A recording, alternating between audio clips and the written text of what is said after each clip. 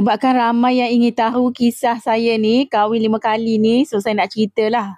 Ramai yang minta saya cerita. Dia tanya saya macam mana kenal. Okey, kenal husband yang pertama ni dia kenal dekat Kuantan. Saya kenal 3 bulan je. Macam mana boleh kahwin cepat tu? Sebenarnya saya ada boyfriend lain sebelum tu. Laki orang. Tapi saya malas nak tunggu laki orang tu. Lambat susah kan. So saya ajaklah dia kahwin daripada hulu ke hilir. Saya kata jomlah kita kahwin. So saya kahwin dah. Kahwin 9 tahun. Dapat 2 orang anak korang. Masa tu kahwin umur 20. Dapat 2 orang anak. Laki seorang, perempuan seorang. Lepas tu dah cerai dia tu. Cerai kahwin lagi 2012 saya kahwin. Kahwin kenal dekat Facebook, muka buku.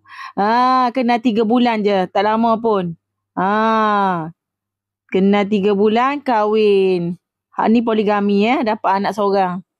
Lagi 2 tahun 2 bulan. Lepas tu, lepas ni saya menjanda lama sikit. Nampak tak jarak dia? Jarak dia lama sikit. Ni lama sikit. Kenapa lama? Ni. Sebab dah cerai ni, husband ni nak lagi kat saya. Hak ni pun duk tunggu lagi. Duk pujuk nak nikah balik. Hak ni pun duk pujuk nak nikah balik juga. Dua-dua saya tak nak. Macam ni. Okay, duk siap-siap tunggu depan rumah lagi. Yang tu lepas tu ayah saya kata, kalau hang nak nikah lagi dengan hak ni, kau carilah kebau jadi wali. So saya balik kampung lah duduk dengan mak. Tolong mak niaga. So ni 2017 ni kenal pula lelaki ni kat grup janda. Saya dulu suka posting kat grup janda. Lepas tu dia berkenan lah tengok gambar saya tu.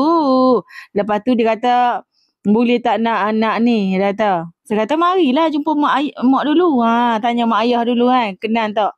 Lepas tu dia nak. Kenal 3 bulan. Lepas tu kahwin lah. Tapi sekejap je. 4 bulan je. Ada kenapa 4 bulan ni? 4 bulan ni biasalah kita kahwin dengan juruteknik ni.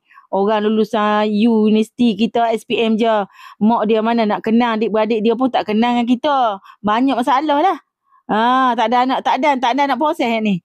Okey, lepas tu cerai kahwin. Hak ni duk Kajang. Okey, balik pula duk Terengganu. Tolong mak niaga.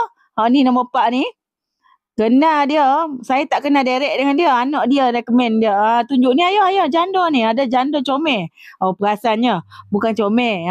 Janda suka melawar tu. Orang